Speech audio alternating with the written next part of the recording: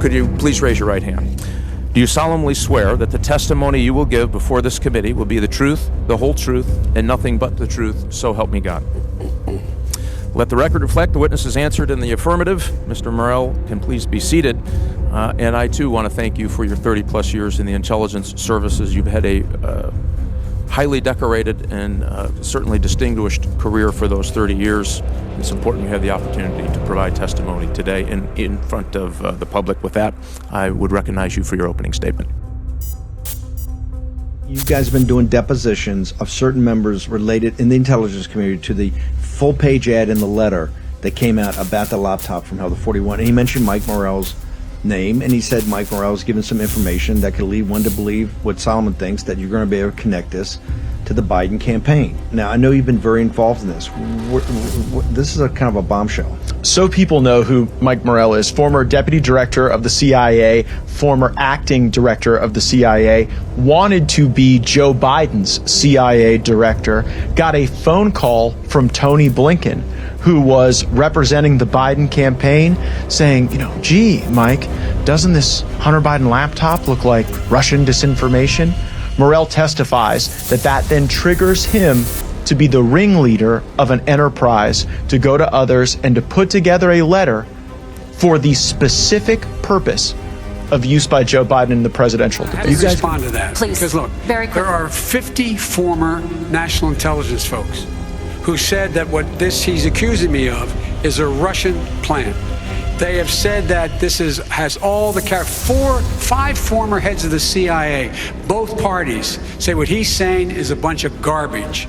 Nobody believes it except his and his good friend Rudy Giuliani. You mean the laptop is now another Russia hoax? That's exactly what. Is this where you're going? This is where he's going. The laptop is Russia. Gentlemen, I want to stay on the issue of race. You have to be kidding. Here we go again with Russia. You guys can prove that? We can prove that and much more.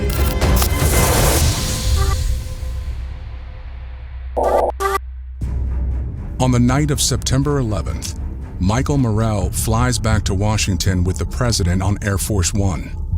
On final descent, a military aide motions to a stunning sight: an F-16 fighter jet alongside the plane's left wing. The F-16 was so close, you could see the pilot looking at us. And in the distance, you could see the still burning Pentagon. Then he said something to me that to this day sends shivers up my back. He said their mission is if somebody fires a surface-to-air missile at us on final approach, their mission is to put themselves between that missile and the President of the United States. That was surreal. Mr. Chairman and members of the committee, thank you very much for the invitation to be here today. As the chairman knows, when he asked me a few weeks ago to testify today on Benghazi, my response was a quick and a decisive yes. And as he also knows, I specifically asked that this be an open hearing. Why was I so decisive? And why did I want this to be an open hearing? Because much has been said and many allegations have been made about the handling of Benghazi by the CIA and its leadership, including me. Much of this discussion has been inaccurate, and the Congress and the American people deserve to know the facts. I want to start by making my most important point of the day, and it repeats something that both the chairman and the ranking member said. I want to take a minute to honor the patriots that America lost on that tragic night in Benghazi. Chris Stevens, Sean Smith, Tyrone Woods, and Glenn Doherty. They died serving their country. And it is paramount that we never lose sight of their service, their dedication, and their bravery.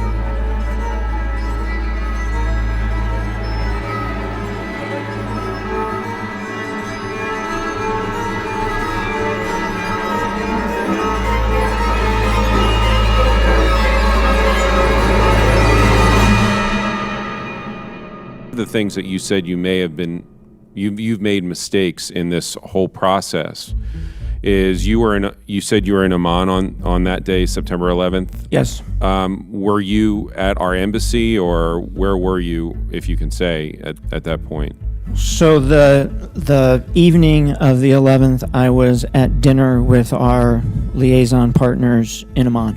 Okay, so when you talk about how you relied on your analysts to give you whatever best information you could garner from Benghazi immediately after, as opposed to necessarily the station chief on an equal footing, say this event happened in Amman while you were there and there's a station chief there, as you were seeing it, would you call Washington and ask an analyst back in Washington what is happening in Amman, even though you're there and a station chief is there?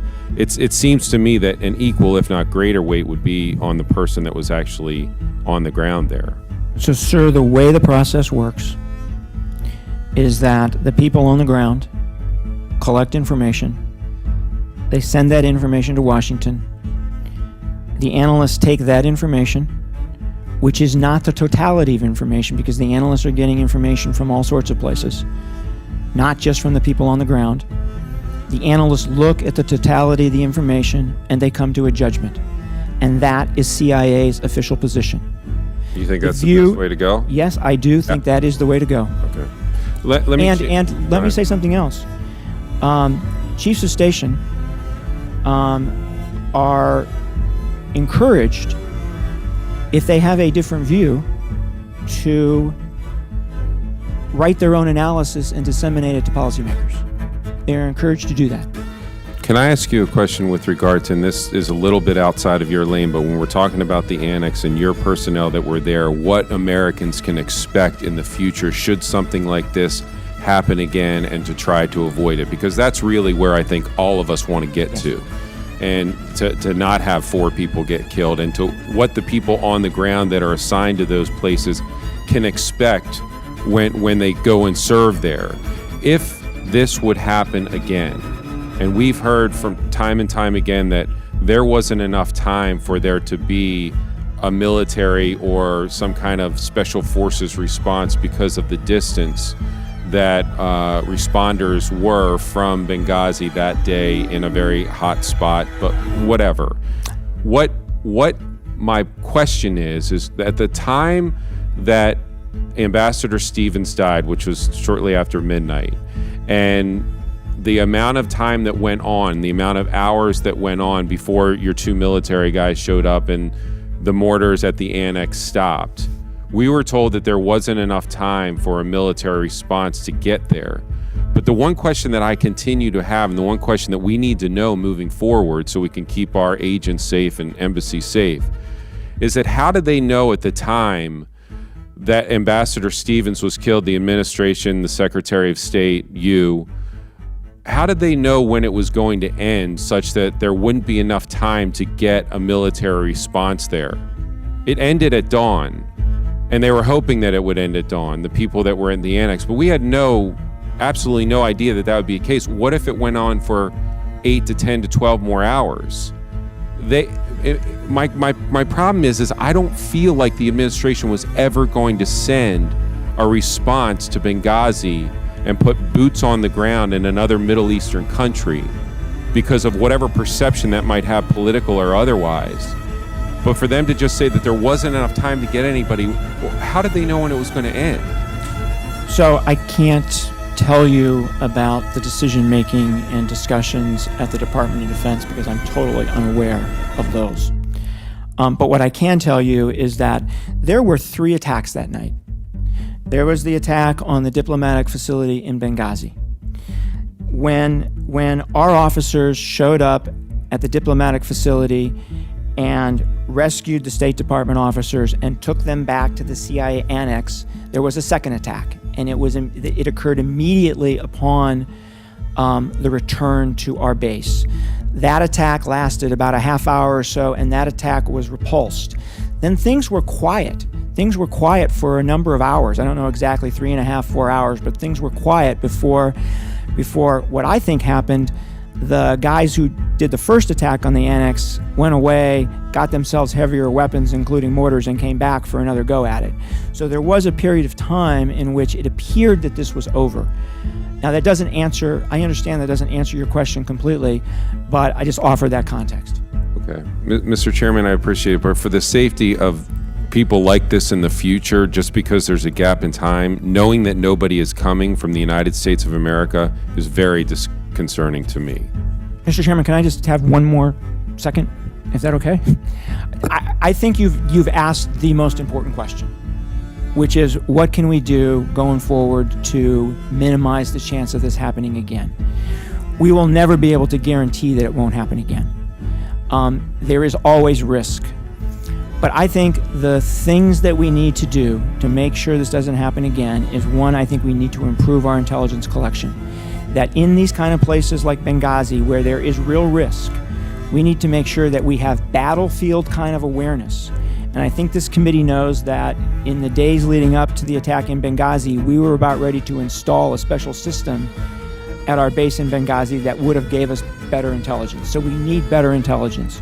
Two, we need to make sure that the security posture of these facilities is as good as it can possibly be. And then three, I think we need to make sure that the military is always postured in a way that it can respond quickly if necessary. When you accompanied Susan Rice to Senator McCain, Senator Ayotte, and also to Senator Graham, is it customary for a CIA official to accompany a presidential nominee? So I was asked to go. Is it customary for that to be done? It was an ad hoc thing. I mean, this doesn't happen every day where she was not a presidential nominee. She had not been nominated she was being yet. Mentioned as, she had politically not, she was mentioned to be secretary. She had not been nominated yet. That's why she was meeting with the Senate. She was going up there to try to explain why she said what she said on the Sunday shows. I was asked to go with her. Who asked you? The White House. Who was the Dennis White House? McDonough. I was asked to go to explain one thing, and one thing only: the consistency between the talking points about the attack evolving from a protest. I was asked to talk about the consistency between the talking points and the classified analysis. That's why I was asked to go. That's what I did.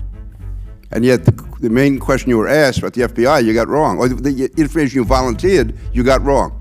Yes, sir, I got it wrong. That was 2 months after the talking points. You were going up there with Susan Rice to brief these senators on what happened. On the key fact, you were wrong, and you had to correct it within 5 hours. I was asked a question: who took Al-Qaeda out of the talking points? And I got it wrong. I said the FBI, when in fact the CIA was the one to take it out of the talking points. What I was thinking at the time was about another change that the FBI had asked for. The FBI made another change because it did not want to be too definitive about who conducted the attack. So I got it mixed up. And I corrected the record as soon as I found out. They call the FBI, and the FBI protested very vigorously. So nobody from the FBI ever called me to complain. Did they call anybody in the CIA? They called nobody at the CIA. And I just checked this, Congressman. They called nobody at the CIA. I corrected the record long before I knew that the FBI was upset. In fact, I did not know the FBI was upset until a couple of months ago. If you had 2 months to prepare, and you knew, how come suddenly within 4 hours you decide you had to check what the FBI did? So, Congressman, what happened was I was asked a question. I made a mistake. I got in the car to go back to Langley. My head of congressional affairs, who was with me in the meeting, said, "Michael, I think you got that wrong." And I said, "Well, let's go find out, and if I did, let's correct the record." And so when we got back to headquarters, we had a little meeting in my office where I found out that I was indeed wrong, and I told my head of congressional affairs to correct the record. And within 2 or 3 hours, he had done so. Not within 24, as some people have said, and I didn't wait until I heard that the FBI was upset before I corrected the record. I corrected the record as soon as I found out. How many people in this town do that? I would just say we have to believe an awful lot of circumstances in this entire totality to accept your version. I find it difficult to do. I yield back. Thank you, Mr. Chairman. Mr. Morell, can you speculate, or how do you feel the reasons why we have not been able to bring the perpetrators to justice? John McCain said to me Friday night on my 8:30 program, if you're tortured, you lie. If you're tortured, you want them to stop the torturing. If you're tortured, Now, this is sort of conventional wisdom, and it's easy, but that's part of it. Right. So, I can say two things. One is this didn't happen the way that people typically think of torture, right? So people weren't being asked questions while they were undergoing enhanced interrogation techniques. So the enhanced interrogation is just simply to get them to a compliant state, okay? And the other thing I would say is it worked, in my view, and in the view of the officers, it worked. It made them compliant, and we got information that we didn't have. It made them compliant because it was so bad that once you stopped and then they had a chance to think about it, then maybe they talked because they didn't want to go back and have to endure this thing again. Yeah. Yes? That's what I think. That's what I think. Abu Zubaydah would actually tell you that it freed him to talk. Because what Abu Zubaydah would tell you is that I had to resist telling you important information to as much as I possibly could. And because you subjected... Or because why did he have to say that? Why did he say I have to resist? This was his way... His own self-esteem. This was his way of commitment to the cause and all of that. Yes, this was his way of explaining why he went from non-compliant to compliant. He wanted to say to his God, look, there's too much pain. I resisted as much as I possibly could. And because I couldn't resist anymore, I'm now free to talk. It was his psychology.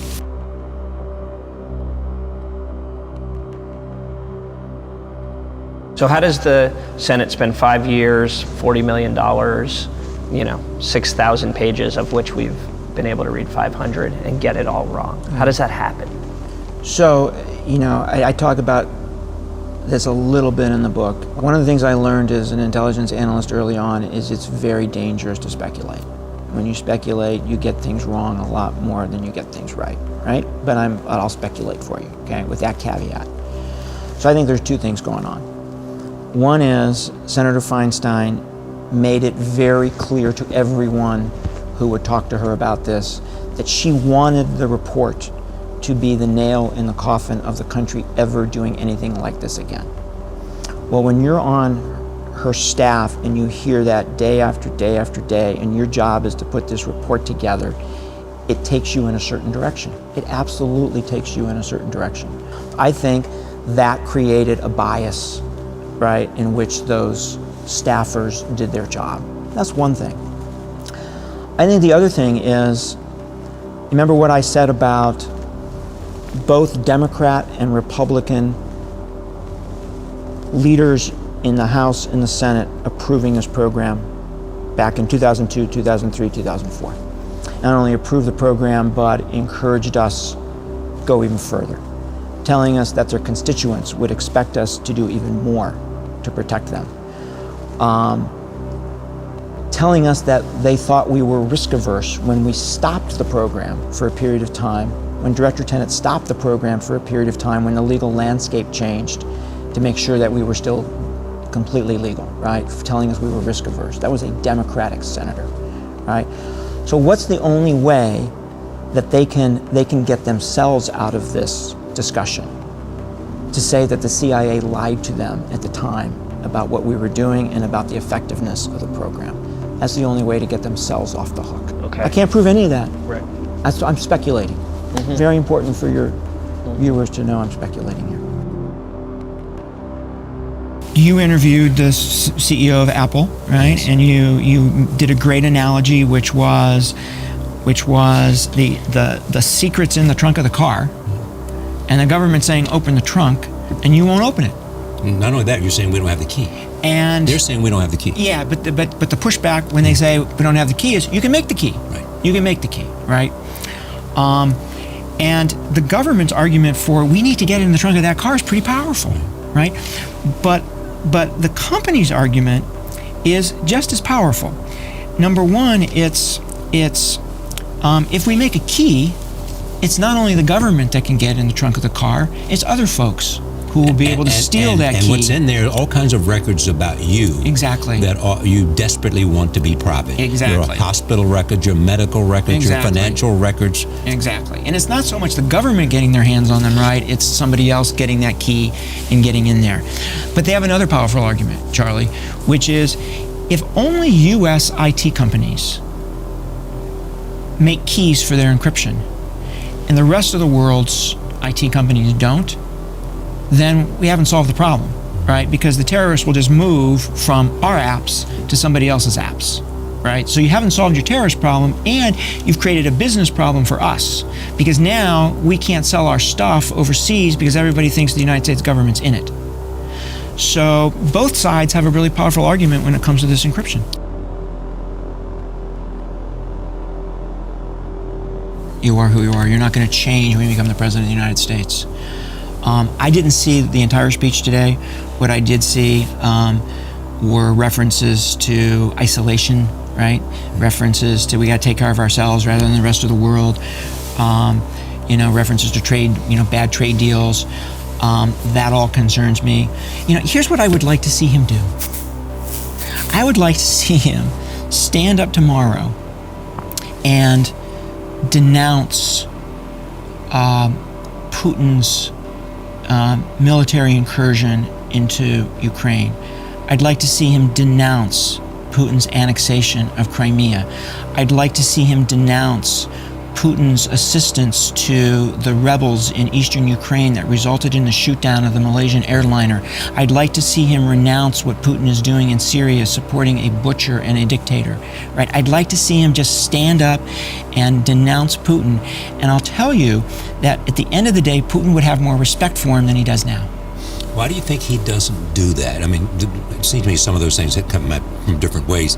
For example, why he doesn't denounce Putin in Ukraine? You think it's because he believes Putin did the right thing, or he believes it's okay, or he believes that it's okay for them to take over Crimea? No, I think... Or because he just doesn't understand the consequences of providing leadership of a country that is the world's greatest power. The single thing in my op-ed that got the most attention was I said, this guy's been recruited. You said he's an agent of the Russian Federation. Unwitting agent of the Russian Federation. Agent of the Federation has been recruited by Putin. That's why he's taken the positions he's taken. Michael Morell is a former acting director and deputy director of the CIA. He supported Hillary Clinton for president. He joins us now from Washington. Good morning. Good morning, Charlie. So help us understand this. What's the difference between the conclusions of the FBI and the CIA? So even before the election, Charlie, the entire U.S. intelligence community believed that the Russians were interfering in the election. That includes the FBI. It includes the FBI. Okay. It wasn't clear at that time the motive. What's changed now, and this is not official, right? This is all based on leaks. What's changed now is it seems like the CIA believes that the intent here was to advantage Donald Trump and disadvantage Hillary Clinton in the election. So that's what's different. How did the CIA reach that conclusion? So one of the things that caught me, what caught my attention, Charlie, was that the CIA believes this is a high confidence judgment. And the CIA doesn't come to a high confidence judgment just based on circumstantial evidence. So I think they've got more here. I think they've got sources who are actually telling them what the intent was. So how significant is it, Mike, especially with you using the phrase high confidence judgment, that the president-elect is publicly disputing the CIA? Yeah, what I think is going on here is that he believes that this is a political judgment. He believes that the CIA is a political institution, and he's going to have to learn that it's not. It is apolitical. It is there to tell him, call him like you see him. It is the most important institution to him in that regard. It's going to tell him how to think about the world in a way that is divorced of politics and divorced of policy. And he's going to have to start understanding that. It's kind of a knock on you, Mike, because you were in the CIA when that WMD assessment was made. What are your thoughts about that? So I think, look, does the CIA get everything right? Absolutely not, right? Was Iraq WMD one of our biggest failures? Yes. But the CIA gets most things right. One of the things that most people don't know is we actually track how well our judgments stand up over time. And when you look at those averages, right, it's a fielding percentage, not a batting average. It's very, very high. CIA gets most things right. And Donald Trump's going to need to understand that. You briefed George W. Bush every day, his intelligence briefings. We heard Donald Trump say yesterday, I don't have to be told the same thing in the same words every single day. Is that what these intelligence briefings are, just the same thing repeated every day? Interestingly, I think I understand where the president-elect is coming from. He is seeing the PDB as it's written for President Obama. And after 8 years, these pieces written for President Obama are very tactical, and they assume a significant amount of knowledge on the part of the reader. So if the briefer is just focusing President Trump on those pieces, then I understand where he's coming from. So what the briefer has to do is use those pieces as a launching point to talk about bigger strategic issues. Interesting. Michael Morell, thank you. Welcome. Our top story this half hour, concerns over the state of the CIA. This week, the agency is dealing with the release of top secret documents apparently detailing highly classified surveillance methods. Then there's the fraught relationship with President Trump, who criticized the CIA throughout his campaign and has recently questioned whether it has been the source of ongoing leaks. Here to discuss the state of the agency and what it means for America's security is CBS News senior security contributor Michael Morell. He is also, of course, a former deputy director of the CIA. Michael, good morning. Thanks for joining us. Good morning, Alex. Let's first get to the WikiLeaks information that has revealed that microphones on smart TVs and phones can be turned into listening devices. Internet-connected cars could be hacked and controlled remotely and even crashed. To what degree do ordinary average Americans need to worry about this? They don't need to worry at all, Alex. The CIA focuses its activities overseas. It focuses its activities on foreign nationals. The CIA is not permitted by law to target Americans, so Americans should not worry about this. Just the opposite. They should actually be proud that their intelligence agency has developed these capabilities to collect intelligence on our adversaries who are trying to undermine our security and to, in some cases, kill Americans. So I think that's how the average American should think about it. Michael, WikiLeaks says it's willing to help tech companies like Apple and Google secure some of these vulnerabilities that were revealed this week. What problems could arise from that? WikiLeaks has the computer code, or says it has the computer code for many of these tools that have been revealed. That computer code itself is quite valuable to our adversaries if they could get their hands on it, because if you can get your hands on the computer code, you can search your own networks and see if the CIA has been in your network. So that computer code is valuable, and I hope WikiLeaks does not release it to anyone. Michael, after the leaks, the White House is saying the CIA's systems need to be updated. Is that fair? Absolutely. I think there's a lot of questions here about how did this happen? Was this a CIA staff employee or was this a contractor? How did they get their access to all of this data? How did they download it onto a thumb drive? How did they get it out of the building? Were there red flags that were raised that were missed? Were there any red flags on this system at all? So there's a lot of tough questions here that the senior CIA leadership should be asking and that Congress should be asking about how did this happen? But is it clear to you, Michael, that this was an inside job?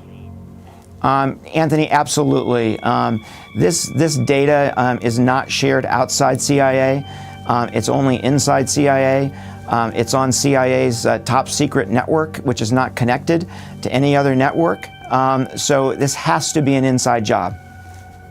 Michael, what about the adversarial relationship between this White House and the intelligence agencies? What are the implications of a president who has been so openly critical of the agency? So there's an impact on morale, Alex, when your most important customer is publicly criticizing you, it takes a toll. But I think a bit of that is behind us now. That was primarily before the inauguration. There hasn't been a lot of criticism of the work of the agency since. There's been some criticism of leaks, but not of the work. So I hope that's behind us. Michael Morell, thank you so much for being with us this morning from Washington. Thanks. You're welcome. I think this is the worst decision he's made. So I look at this from a national security perspective. And I see sort of three big implications here. The first is that the climate, as a result of this decision, the climate will be worse than it would be had we stayed in. That has two national security pieces to it.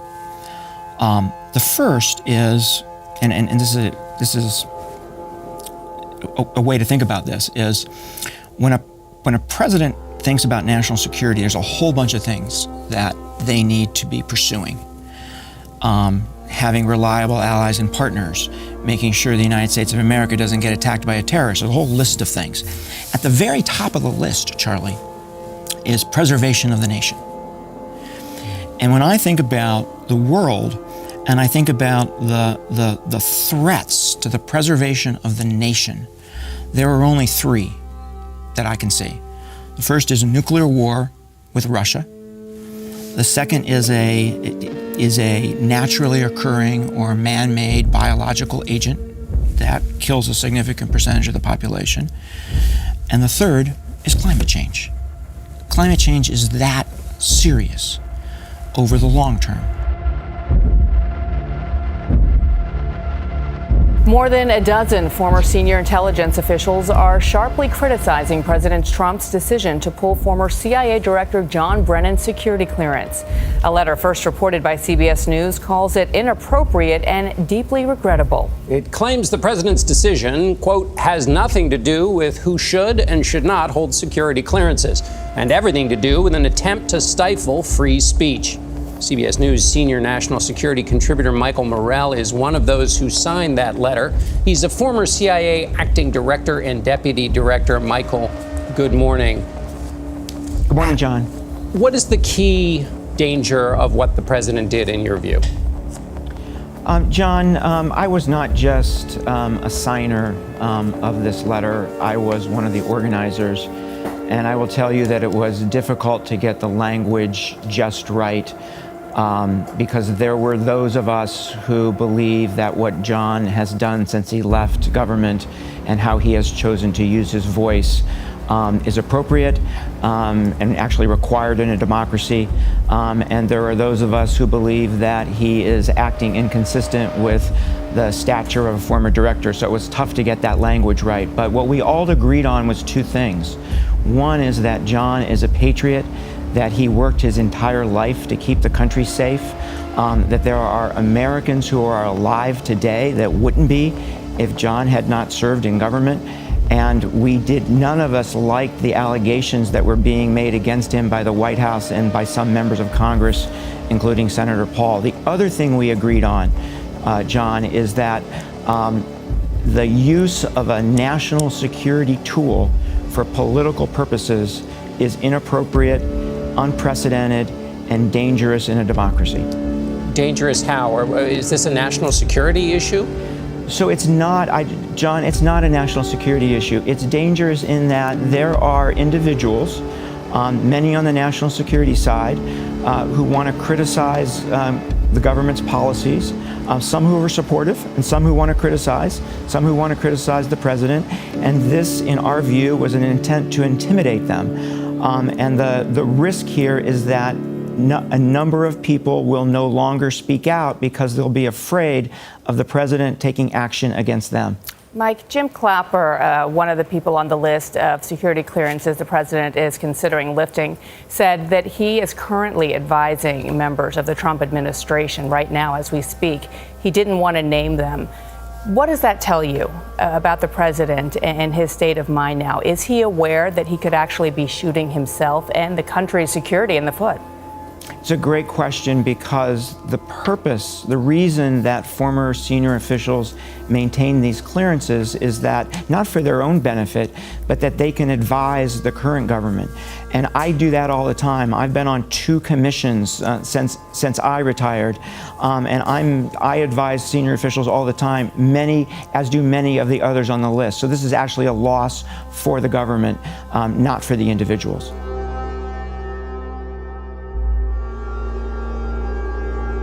Ex-CIA Director Mike Morell had become a problem for Biden. It turns out that he testified under oath that it was the Biden campaign itself that was behind that letter that he and 50 other former intel officials released that claimed, remember falsely, that information from Hunter Biden's laptop was just Russian disinformation. Congressman Jim Jordan asked, well, what was the intent of the statement? And Morell answered, one intent was to, share our concern with the American people that the Russians were playing on this issue, and 2, it was to help the vice president. Chairman Jordan then says, you wanted to help the vice president? Why? The answer? Because I wanted him to win the election. CISA, as the nation's risk advisor, how did you think about disinformation under this mandate, and how did you see that as part of national security vulnerabilities, especially as it relates to elections? Well, so in January of 2017, the last secretary in the Obama administration, Jay Johnson, had designated election infrastructure as critical infrastructure, setting it up with its own critical infrastructure subsector. And so we took this on board initially with the mentality of, we want to work with our state and local partners, the secretaries of state, the state election directors, the election officials at the county level, the vendors, the private sector partners that create the equipment that election officials use to facilitate elections. And initially the concept was like, oh, okay, let's improve their cybersecurity. Let's harden voter registration databases and election night reporting and the systems that are used throughout the process. These foreign policy issues and dynamics are central to understanding that story. So you had this situation with the Hunter Biden laptop being censored in the run-up to the 2020 election. But that's child's play compared to the actual scandal of censorship involving the Hunter Biden laptop network. So you have Hunter Biden's relationship with Burisma, where he was receiving hundreds of thousands of dollars from this Ukrainian gas company, private gas company, essentially. Now, Burisma signed a cooperation agreement in January 2017 with the Atlantic Council, for the Atlantic Council to secure deal flow for Burisma. Now, Burisma was also sponsoring Atlantic Council events in Monaco and helping facilitate those Burisma deals.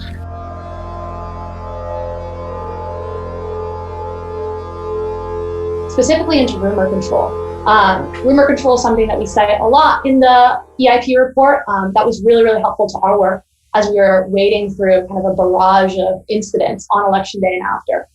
How did you think about rumor control? What was novel or special about it? Could you give just a brief overview of what it was and, how you see this as a core facet of disinformation response? So rumor control, I was in the last administration for about 3.5 years. Didn't quite make it to a full 4. But of all the things we did, rumor control's absolutely in my top 2 or 3 activities. Renaming, getting the agency in its standalone operational posture, as well as a name that tells you what. That was number 1, I think. Rumor control, and just the general Protect 2020 effort was number 2 and number 3, respectively. Now, the Department of Homeland Security then tapped the Atlantic Council in order to censor 22 million tweets about mail-in ballots, about early voting drop boxes, and about vote tabulation in the 5 months before the 2020 election. As we worked through the end of October to November and more disinfo was flowing, it then became a really overwhelming task of which claims do we think are the most disruptive and the most caustic and corrosive to confidence in the electoral process. And the great news was we had a team that was working 24/7, And in a lot of cases, we had response, we had rumor control entries up within hours of becoming aware of the various disinfo things. In the 5 months before the 2020 election, this would be the equivalent of the Department of Homeland Security deputizing the Trump Organization to censor Russiagate. It was done at scale. They banned entire narratives. I'm a Washington researcher, Andrew Beers. I'll be presenting this section with my colleague, Ian Kennedy, also from the University of Washington. In this section, we cover repeat spreaders, accounts and organizations that were highly shared, multiple incidents of false or misleading content about the 2020 election. These aren't people who hammered on just one conspiracy, and they aren't unknown accounts that spam links all day. The users in this section are popular, skilled social media users that are committed to spreading many different unique pieces of misinformation during the election. We start this section by looking specifically at popular Twitter users that repeatedly spread election misinformation. The table we've posted here shows users who posted in multiple discrete misinformation narratives and whose posts received at least 1,000 retweets each. We also include how many followers these accounts had at the time of data collection and how many times they had been retweeted across all incidents of misinformation. We can start by highlighting in green Trump's family members, Trump and his 2 adult sons, who are particularly prolific spreaders of misinformation. In addition to being 3 of the top 8 most frequent spreaders of unique incidents, they had 3 of the top 4 most followers, along with Sean Hannity, and 3 of the top 4 most total retweets, along with Project Veritas founder James O'Keefe. Now, in this next slide, we're going to highlight rows in red that are associated with pro-Trump movements. As you can see, every row is red. All of these repeat spreaders are ideologically pro-Trump. This is an important point, but we want to be clear. People of any ideology can spread misinformation. Our full report documents several instances in which primarily left-leaning users spread misleading stories about the 2020 election. The great majority of misinformation we collected data on was spread by pro-Trump accounts, and the influential, repeated misinformation spreaders we document here are almost entirely pro-Trump. This would be the equivalent of the Department of Homeland Security deputizing the Trump Organization to censor Russiagate. It was done at scale. They banned entire narratives.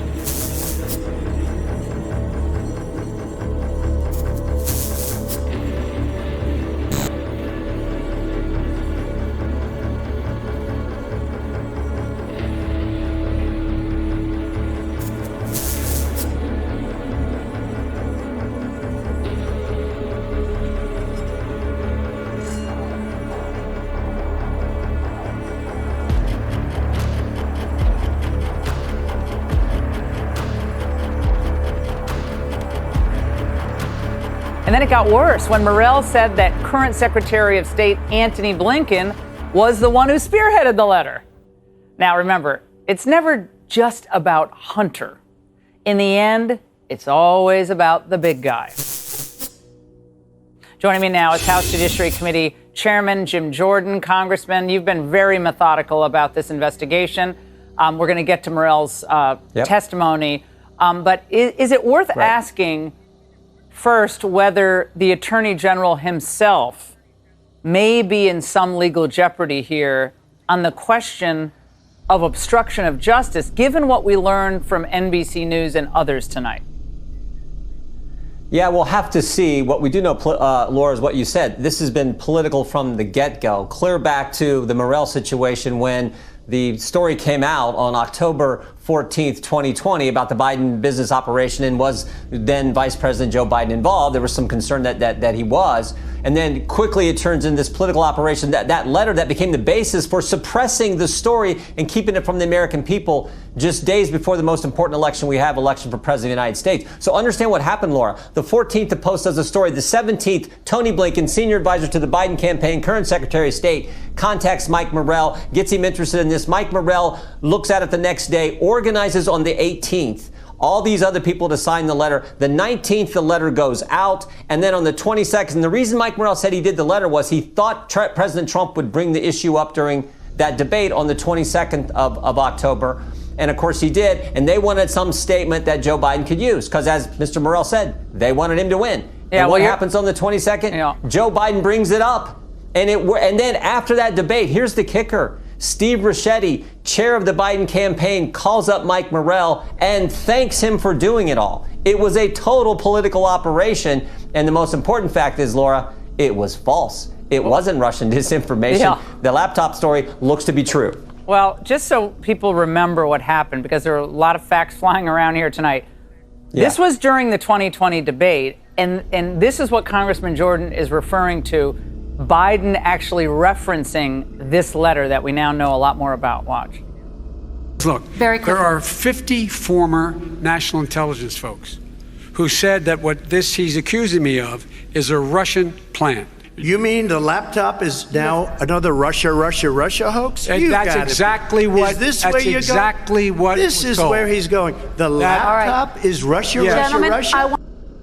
Well, Congressman Donald Trump was right, was he not? This is ridiculous. He sure was.